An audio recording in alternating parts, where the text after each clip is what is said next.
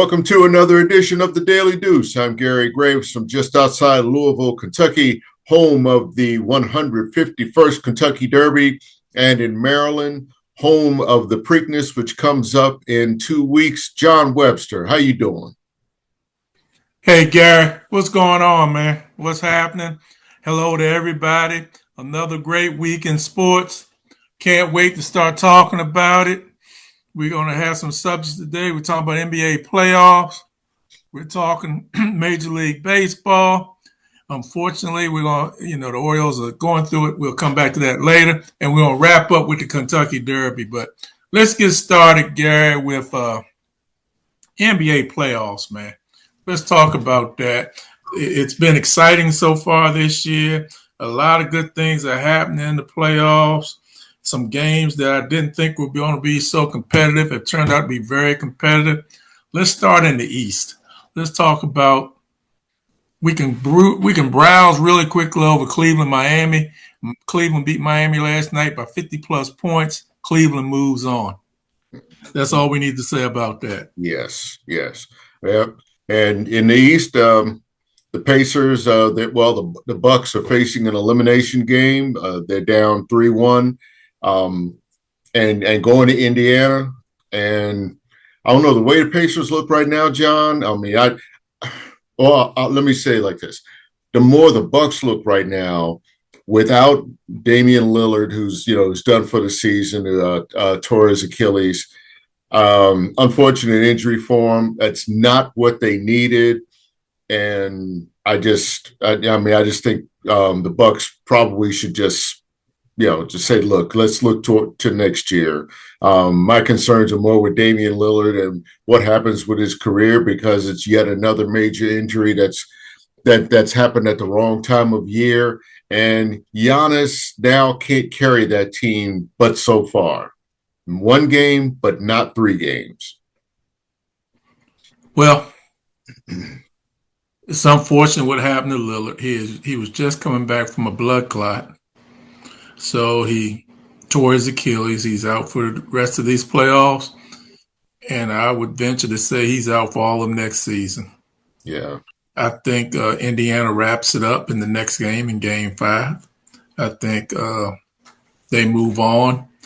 Milwaukee, that's a whole nother story for another day, Gary, about how they'll come back next year, because if they'll come back, it wouldn't be surprising if they, at this point, John, decided to clean house. And when I say clean house, when you win a championship, it's a great thing, but you come to a point where you've got to kind of blow it up to kind of enter a new phase, because guys have moved on. I mean, you think about some of the guys that they've traded, like Chris Middleton, to the Wizards. They got Kyle Kuzma in return, but again, I think you're talking about a team that's getting old. You're talking about more money on the hook for Giannis. I see them really coming to a crossroads and trying to figure out, do we keep this together, and who's going to coach it? Doc Rivers, I just don't see as a 4 or 5 year coach with that team. That's just my take. Well, we'll see what's going to happen with that. It's going to be very, very interesting. So we'll see. Well, it's going to be interesting, Gary, with Indy and Milwaukee. Like you said, next season could be even more interesting. Let's look at what we got next with the Knicks and the Pistons. 1980s basketball. John, I'd venture to say that was 1970s basketball, the way they were hitting on each other out there. I mean, seriously, for a second, I thought I was looking at Willis Reed and Bob Lanier, going at it underneath. It's a throwback of what they're doing. I think Detroit in the last game, they talk about Hardaway got fouled on the last play. He did, but let's not forget Detroit had other chances to score, and they did not. And I think what is really hard for Detroit at the end of games, they absolutely positively struggle to score points. I mean, it is rough what they're doing to score, and it's Cunningham, and then you want to get Beasley involved and Harris, but it usually comes down to Cunningham, and the others are not scoring, and the defense is slacking off on the Cunningham, and I just don't, I just don't, I don't know, I just don't know. So, well, I do know. Let me rephrase that. I do know the Knicks are going to win the series. Let me say that. Yeah. You know, the thing about Detroit that surprises me is that they they have a rebounding edge in this series, which usually means second chance points, which usually means opportunities to score at the other end, and they're not taking advantage. It's just like what you said about their scoring, particularly in crunch time, and those last 2 minutes. That's what surprises me. That's the time that if you're a coach, your assistants probably already have a play drawn up for a certain situation, whether it's a time situation or a matchup situation.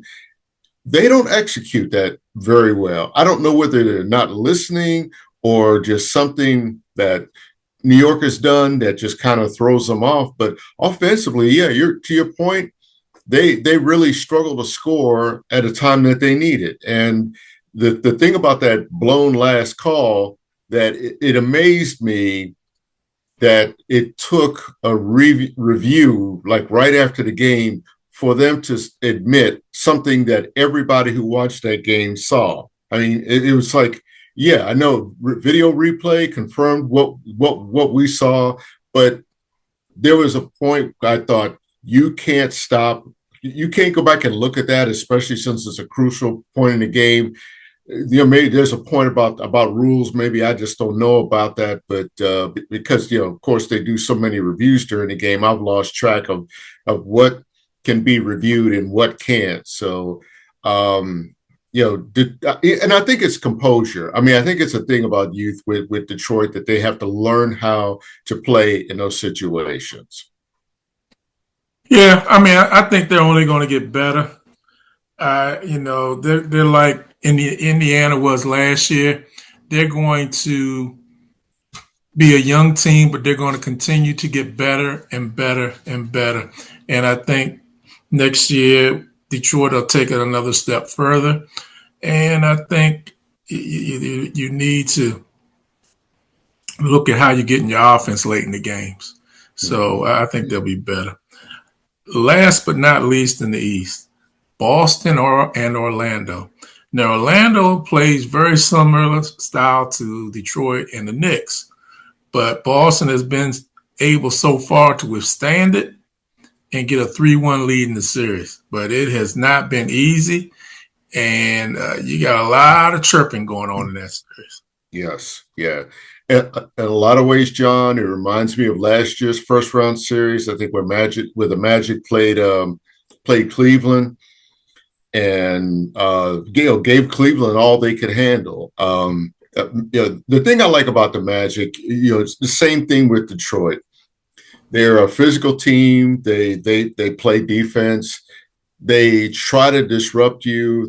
They try to intimidate you. Paolo Banchero is that aircraft carrier that you like to refer to, and he's a guy that honestly has been more physical in the NBA than I ever expected, because I always thought he was a little soft in college, and I'm impressed with his game and how he stepped it up there. But I look at the Magic much like I look at the Pistons. They're a promising team, they're a competitive team, but they're still lacking one or two players to make them into a solid contender. Maybe like the Knicks, maybe like the Indiana Pacers. Yeah, you're right. They are a very up and coming team. I don't think this is the year. I think Boston closes them out in the next game. Yeah. So let's move on over to the West. OKC has taken out Memphis. That's pretty much all we have to say about that. OKC Yeah. moves on to the next round, and they're going to play the winner of the Clippers and Denver, which has turned into a really good series. 2-2. Fifth game is coming up, and it's going to be at Denver. I'm still sticking with the Clippers. I think the Clippers can win this series, but Denver has that guy named the Jokic. They Yeah. got Murray, and Aaron Gordon's playing really well. Michael Porter's playing a good role. So they're an interesting team, but I'm still going to go with the Clippers and that guy, the Claw, Kawhi Leonard. I'll tell you, Kawhi Leonard looks like the Kawhi Leonard that led Toronto to a title a few years back. I'm sure, obviously, health has a lot to do with it, but there's something about this team that I think has motivated him to play through whatever kind of bumps and bruises he has, whatever kind of fatigue. I'm not hearing anything about load management. Of course, in the playoffs they're not playing on back-to-back games, back-to-back days rather. Anyway, but there's something about this team, and I think we talked about James Harden and Kawhi, and there's probably a third score that I'm forgetting about, but that is a very good playoff squad right now. I think they're one. I kind of saw them as a dangerous team because they really hit a stride down the stretch. Maybe not in stringing a whole lot of wins together, but the way that they played in those last 5 games that I tracked, where they really seem to play well together. They share the ball, and yes, I said share the ball with James Harden, who really looks like a point guard. I mean, he is playing like a point guard, and I think that's the other big thing. He's passing up shots that he would normally take, the ones he would take early in his career. He's passing off. Kawhi just always manages to be open either on a perimeter or for those intermediate shots, or he's finding a way to clear the lane. He's taking charge, and I think that's the biggest thing that the Clippers have lacked in recent years: a take charge guy down the stretch. To your point about Denver, as long as Joker's on the floor, they've got a chance. But 2 things with him: stop worrying about the refs, stop the flopping, and we'll get to flopping in another series in a minute. And just do what you did 2 years ago in winning the championship. Assert yourself, be in position to get that pass out on the edge of the arc and drain that shot. He's the only big guy that I never have a problem with taking a 3-point shot because he has shown he can make it. At the same time, he loves twos too, and he understands that they add up. He just has to really, really take charge. I agree with you, Gary. Very fun series to watch. Can't wait for game 5. Yeah. Now, let's take a look at the Lakers and Minnesota. Lakers are down 3-1. Yeah. Going back home, but they're still down 3-1. What do you think? That one, I don't know if I should be surprised. I guess I am surprised a little bit. I think with the Timberwolves, they have found a vulnerability in the Lakers that they've been able to exploit. We talk about Anthony Edwards a lot, but a guy like Julius Randle is there's something that he has shown in this. It's almost like it's personal, and maybe it is because he did spend some time in LA too. But I think it's personal for him from a standpoint of he wanted to be with the Knicks, and he got traded away for Karl Anthony Towns. Both of them are thriving in different ways, with their new teams. But there's something about Randle, who, by the way, I've always liked as an NBA player. No, not because he played in Kentucky. That's a whole other thing. But I like the kind of player that he's become in the NBA. He at times he can be that force in the middle. He can be that aircraft carrier, and he can be a finesse player. Injuries have slowed him at different points, but he's at a point now where he's really finding his spots with that team, and maybe it is a thing about chemistry and working with Davis. He doesn't have to be the guy. I mean, I'm sorry, I said Davis. I meant to say Anthony Edwards. He does not have to be the guy. He could be the complementary player. And if Edwards is struggling, he knows that he has the green light to take shots. All interesting points. Does LeBron get through it, or is Minnesota moving on? That's the whole thing. I see the Lakers as a team that's very capable of tying the series. I don't know about winning it, because a lot of times, John, they have they've lost their focus and have fallen behind. And like they can have a 4-point lead, and just as quickly it can become a 6-point deficit. So you're talking about a 10-point swing there that you just look, how in the world did that happen? Shot selection is one. I have not been happy with their shot selection at times. I feel like they've rushed a lot of shots. And I'll say in terms of Luka, Luka has just been out of place. I don't know what that's about. There was a point down the stretch in the regular season that he just seemed to be there when they needed.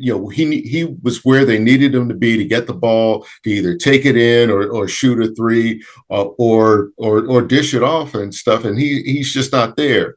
Again, that could be a matchup thing. Could be a defensive thing where they limit him. The same way that you try to contain LeBron. That's where I give Minnesota credit, and that's what the Lakers and JJ Redick have to figure out, or else their season's over and it's tea time. Well, speaking about tea time, there's another series that's close to tea time, but I don't know. You got Golden State and Houston. Golden State is up 3-1. In some areas, people will say that's surprising. Other areas, people will say no, they expected it with the adjustments they made in their team, with Jimmy Butler being a great compliment to Steph Curry. What say you, Mr. Graves? I agree with the Jimmy Butler being a great compliment to Steph Curry. When that trade was made, I immediately thought that's the guy, the glue guy, the X factor that they need. Having said that, what they've gotten out of Buddy Hield has been surprising. That's the thing with Golden State, particularly in the last game, where they got other contributions beside Steph and Butler, but Butler took charge at the right time. He got baskets that they needed in a clutch. And remember, that was a game of runs. And he keyed really the biggest run. Just when I thought Houston was going to take control, that's when Butler really took it upon himself to create shots and involve other guys, and then and other guys including the bench. And again, we can talk about Buddy Hield taking a game-winning shot attempt that missed early in the series, but he got over it last night. And if Houston isn't careful, they could be looking at tea times by Thursday. We'll see what's going to happen, Gary. As always, your synopsis is on point and accurate. And I love hearing what you got to say. Oh, let's slide on over. You are too kind. That's the truth. We're going to quickly slide into baseball. Major League Baseball. We're going to talk briefly about the Orioles, and then we're going to wrap up on what I think is one of your favorites, the Kentucky Derby. But let's talk about these Orioles real quick, or maybe you got a question for me. I don't know. However you want to do it, Gary. Well, my obvious question is about these injuries, John. I mean, it seems like every time we talk, another guy is going on the disabled list. And I think it was one point, maybe, I don't know, it might have been as recently as last week, when you had mentioned something like they've got 8 guys on the disabled list, and now two have gone on the list. What today? In fact, right? Well, not only 8 guys that I talked to you about, Gary, these were 8 pitchers. 8 pitchers. And yesterday, Jordan Westberg and Gary Sanchez went on the injured list. That goes also with Colton Cowser, who went on the injured list like the first game of the season. So there's at least 11 people on the injured list. Today, they bring up Kyle Gibson. Kyle Gibson is making his opener today. Let me finish before you laugh, Gary. No, Um, you have to provide some context to this too. They had to go get him. They don't have a lot of other pitchers. The pitchers that they have have not been doing a great job so far this year. They've been struggling. So they picked up Gibson. Gibson last season pitched for the St. Louis Cardinals. The year before, if you remember, he pitched for the Orioles and did a very good job for the Orioles. But you're talking 2 years ago, and he's gotten 2 years older. They're playing the Yankees today. Right now, they're losing 5-0. It's the second inning, and in the first inning alone, Kyle Gibson has given up 4 solo home runs. So, with that being said, Gary, let's segue into the Kentucky Derby. John, when I was laughing earlier, it wasn't so much about the home runs, it was your reaction to the home runs before we went on. And I mean, I thought I was going to have to send flowers because, you needed a pick me up.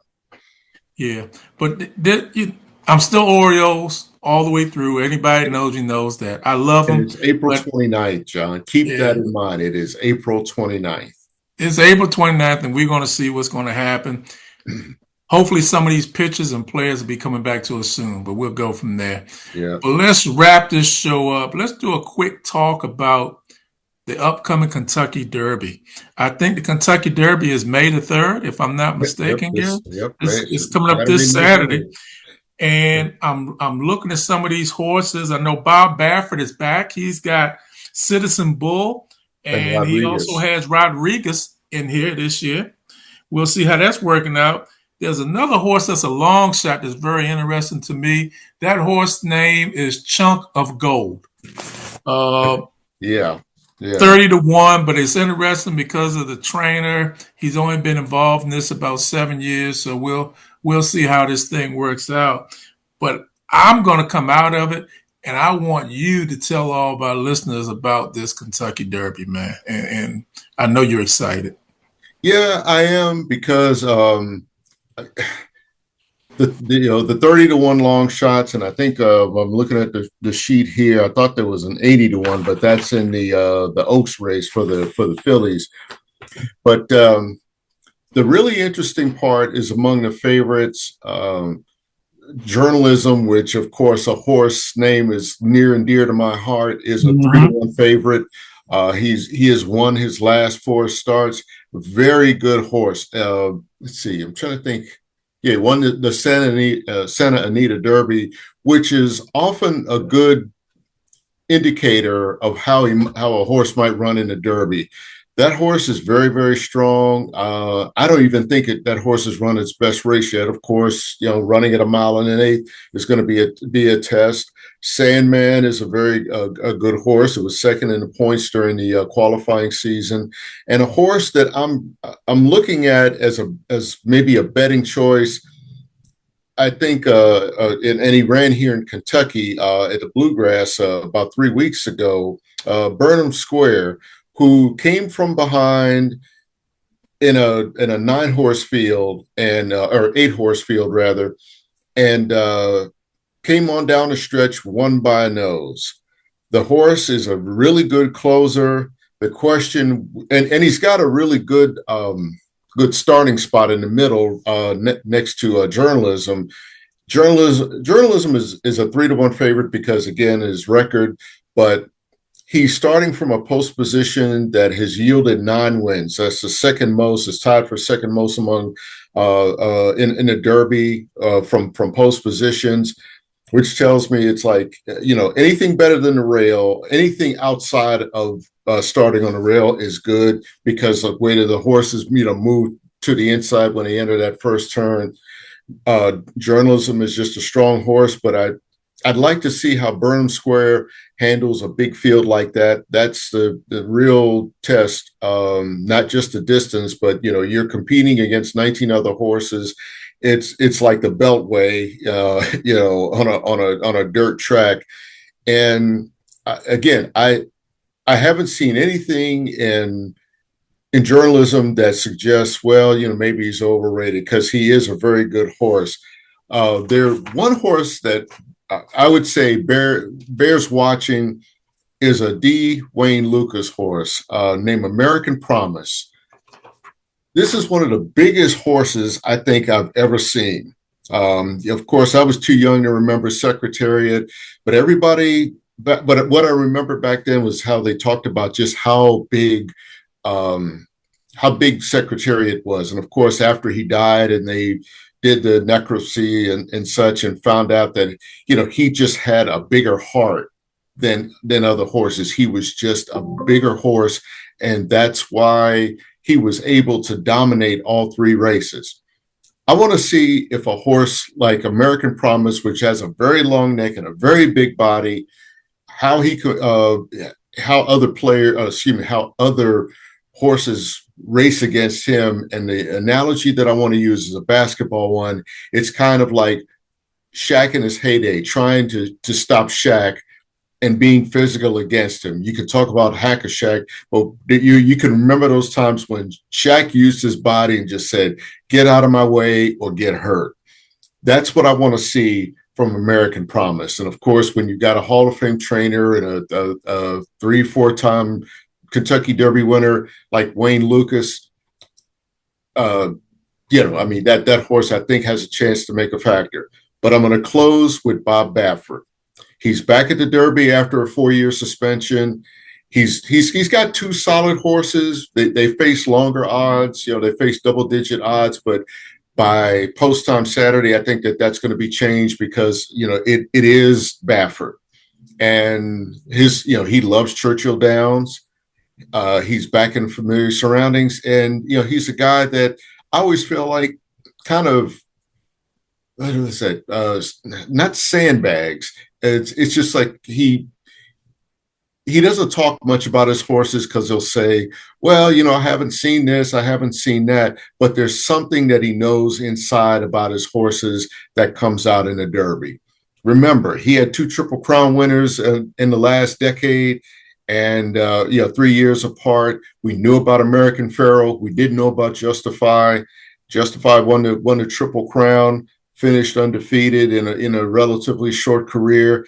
But that horse didn't race until he turned 3. He didn't start racing until his 3-year-old season, won a Triple Crown. These horses, I think, even if he doesn't win the Derby, he's probably going to win one of the Triple Crown races because that's what Baffert does. When he was suspended, he won the Preakness 2 years ago. But I think in this case, again, his horses are. I think he's really eager to see how they go against the bigger field, because really in a race like this, it's go time. There's no hesitation or anything. You've got to get out there fast, get in that those first 2 segments. Maybe 5 or 6 horses. That's where you have contenders, and I think that's where you want to see the Baffert horses and how they contend in that. Yeah, you brought it home with that as well, man. Hey, man, close us out, man. Take us out of here.